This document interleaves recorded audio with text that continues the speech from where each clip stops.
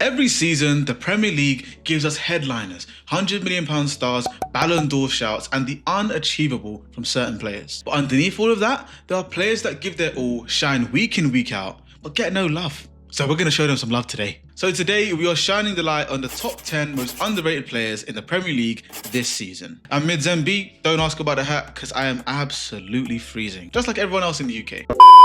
Now, when I say underrated players, I'm talking about the players where the stats love them, the eye test loves them, their club relies on them, but for some reason, they don't fit in the wider narrative of the top performers in the league. Sounds simple enough, right? Let's get straight into it. In at number 10, Jacob Murphy at Newcastle United. Now, when you look at the Newcastle team sheet, his name doesn't quite shout superstar player, but that's exactly what he is under Eddie Howe. Newcastle's coaching staff and data analysts all alike love Jacob Murphy because of what he does on the pitch and because of his silent, great output. Now, last season, he chipped in with 9 goals and 14 assists across all competitions for Newcastle United.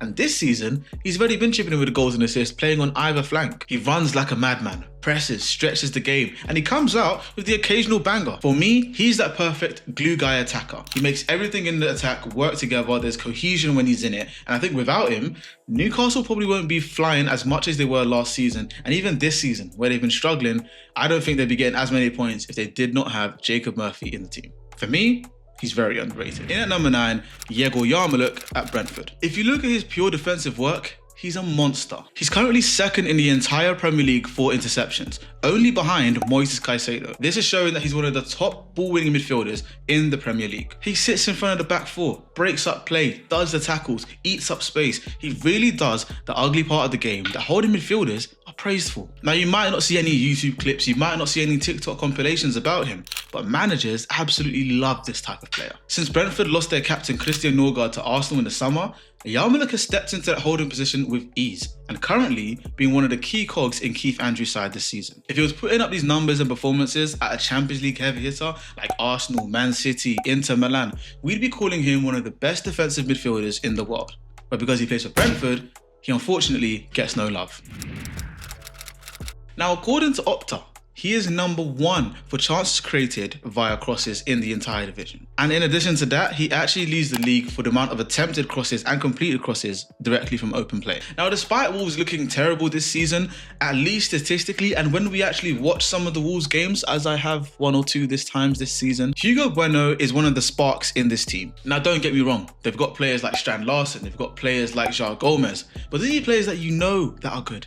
I'm showing you the ones that are underrated, and Hugo Bueno is actually someone who deserves to be playing Premier League football next season. Now, I get it, he's not a headline fullback. He's not a player that's going to be in these debates of who's the best right back in the league or best left back in the league, but tactically, he is absolutely vital for Wolves. He's an outlet for them on the left, he's a creator, and honestly, an attacking threat from fullback. But with all this being said, Wolves are bottom of the league currently with 2 points. This might have changed by the time this video comes out, but it's not looking likely. And unfortunately, that's why he's down at number 8. At 7, it's another Brentford player, this time Michael Kayode. Now, this is one that football managers will love. And no, I'm not talking about your Contes, your Ancelottis, your Artetas. I'm talking about those of you who play FM. Those of you who know about the next gen should know about Michael Kayode because he has been killing it since he was at Fiorentina. Now, you've probably seen all of his long throws this season, and yeah, he might be Brentford's new cheat code around long throws, but his game has much more than that. But let's start with the long throws. Out of his 54 rocket launcher style throw-ins, 6 of them have actually led to shot creating actions and 2 has led to goals. But with him, it's not just Rory Delap nostalgia, there's a lot more to his game. At just 21 years of age, he's strong defensively, he is both-footed, he can play on either the right-hand side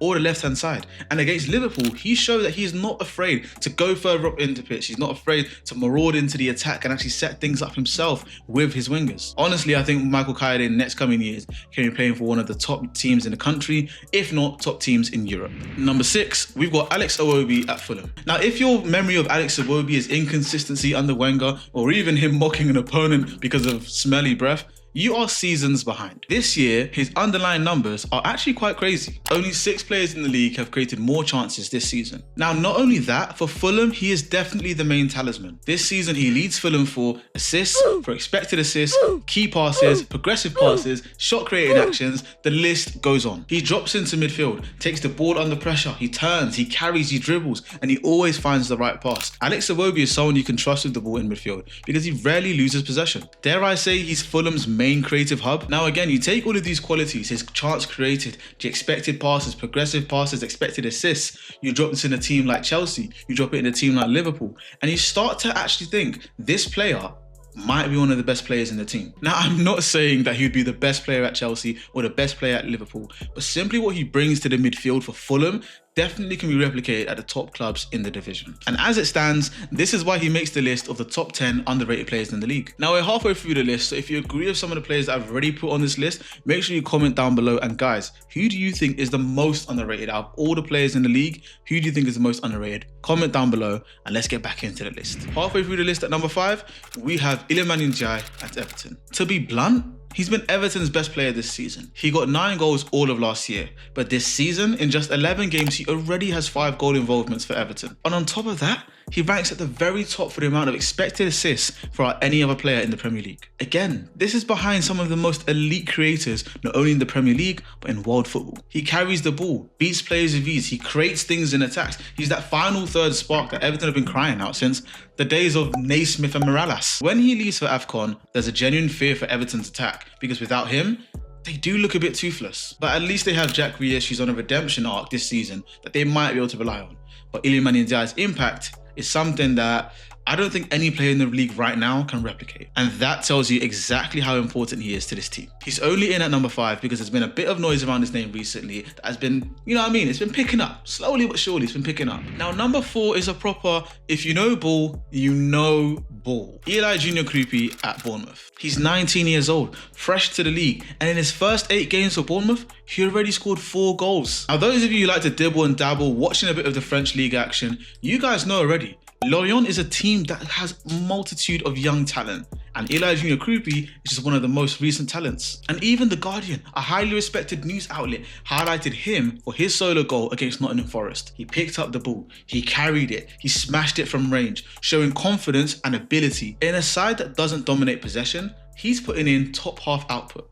At 19, he's fast, he's skillful, he can play either behind the striker or as your main striker. This guy genuinely has it all to take the league by storm. Right now, he's quietly cooking in the Southwest, and if he was at a team like Chelsea, we'd be saying that him and Esteval are one of the best young talents in world football. But because he plays at the Cherries, there isn't too much noise around his name. But what he's done so far lands him at number 4. Into the top 3. And at 3rd place, we have Maxence Lacroix at Crystal Palace. Now, according to Opta, because we love Opta so much on this channel, they have him as one of the best 1v1 defenders against dribblers in the league. And this is because he wins around 87% of all of the duels that he's faced. And again, because it's against dribblers, these are duels where they're actively trying to take him on and get past him. He's played every single minute of Crystal Palace's games this season. And you can see not only in his pace, not only in his composure, but his strength and his durability as a centre half. Yes, we can talk about Gabriel and Saliba. Yes, we can talk about Van Dijk and Konate. But Guéhi and Maxence Lacroix are also one of the best centre-back partnerships this season. I honestly think Palace have yet another valuable gem on their hands, and I wouldn't be surprised if next season or even the season after, Pep Guardiola comes knocking on Palace's door and says, "How much for Maxence, s'il vous plaît?" Now, the runner-up in this list, number 2, is Granit Xhaka at Sunderland. Now, when he left the league for Bayern Leverkusen, people thought that, oh yeah, he's left Arsenal and he's going to wind down his career.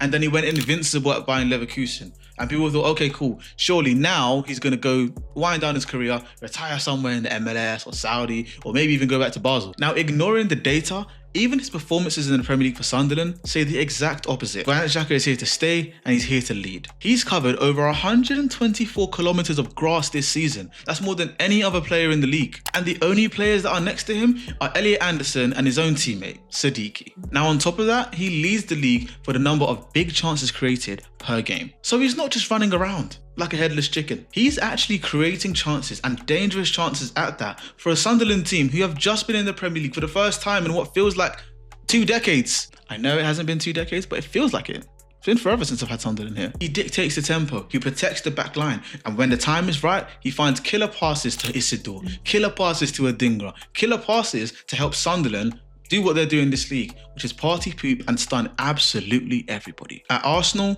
we saw his redemption arc. At Leverkusen, we saw his elegance leading Leverkusen to a title, an invincible title at that. But now at Sunderland, we're seeing his leadership. He's playing one of the best and very underappreciated football I think he's had in his career. And if they say players age like fine wine, Granit Xhaka is definitely a testament to this. And in at number 1, we have Elliot Anderson and Nottingham Forest. Now, I'm going to go slightly off script for this. Elliot Anderson has been a revelation not only for England's midfield, but for Nottingham Forest's too. It seems like ever since Tuchel brought him into the England camp, Elliot Anderson's performances have gone from here to now here. Out of shot. No player in the Premier League has more touches of the ball this season than Elliot Anderson. In an era where we're talking about playing out from the back, we're talking about slow build-up involving the goalkeepers and centre-backs, Elliot Anderson has his absolute DNA all over everything that Nottingham Forest do. Now granted, Nottingham Forest haven't had a great start to the season, but that has nothing to do with the players, in my opinion. Definitely not with Elliot Anderson. Now, with such a high number of offensive touches this season, you add the fact that he's up there for chances created, up there with aerial duels, up there winning the ball back. This makes Elliot Anderson one of the most complete midfielders in the Premier League this season. I wouldn't be surprised if someone put in a bid for him in January, but this summer coming, next summer, 2026, he is definitely going to be the talk of English football and where he's going to be playing his football next season. So there you have it. That is my list for the top 10 most underrated players in the Premier League this season so far, because we're still only in November. But I want to hear from you guys. Who did I miss on this list? Is there someone that is just absolutely underrated? And even I'm underrating them. Is there someone who's been massively disrespected on this list by me putting him in around 8th or 9th when they really should be higher up? Drop your picks in the comments down below and I'll be sure to give it a read and make some changes. Absolutely smash the like button if you enjoyed this video so it can help find other people that enjoy football and enjoy these lists just as much as yourselves. And if you enjoy videos like this, make sure you subscribe to join the channel. And also, guys, every single Sunday, I'm going to be dropping these top 10 lists. So make sure you subscribe, turn the notification bell on so you know exactly when I upload. There's going to be another top 10 video popping up right here, and I think you're going to enjoy that one as much as you enjoyed this. So until then, keep it real, and I'll see you when I can see you in a bit.